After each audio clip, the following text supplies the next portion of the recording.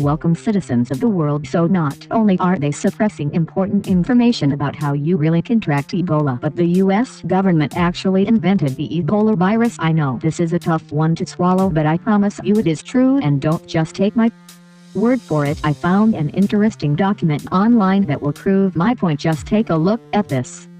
It has inventors Jonathan S. Towner, Stuart T. Nicol, James A. Comer, Thomas G. Kasiazek, Pierre E. Rotlin, and the patent's original assignee, the government of the US. And if you don't believe that this patent is real, all you need to do is Google US 2 0 1 2 0 2 5 1 5 0 2, and I will leave a link in the description.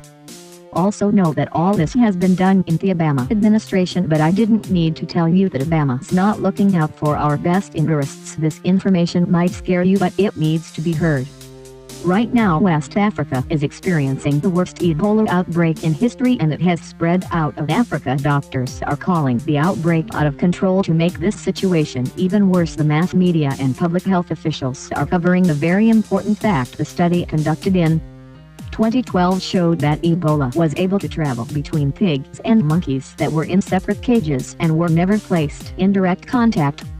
What we suspect is happening is large droplets. They can stay in the air but not long. They don't go far, but they can be absorbed in the airway.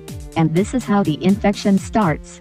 And this is what we think, because we saw a lot of evidence in the lungs of the non-human primates that the virus got in that way. It has been proven many times that you can be infected without direct contact, but yet the media still tells us the wrong thing. Why are they letting people die by not giving them correct information and ignoring the truth? By convincing people that the virus cannot travel through air, important precautions that could reduce the spread of the virus are not being taken. Between 50% and 90% of Ebola victims die from it. Why is this random air travel more dangerous? Because if it gets in when people aren't looking, it can spread before containment measures are put into place. According to the CDC, this virus is genetically only 97% similar to the Zaire strain. They'll remind you that humans and chimps are 96% different. This is a completely new strain of Ebola. The three sequences, each 18,959 nucleotides in length, were identical with the exception of a few polymorphisms.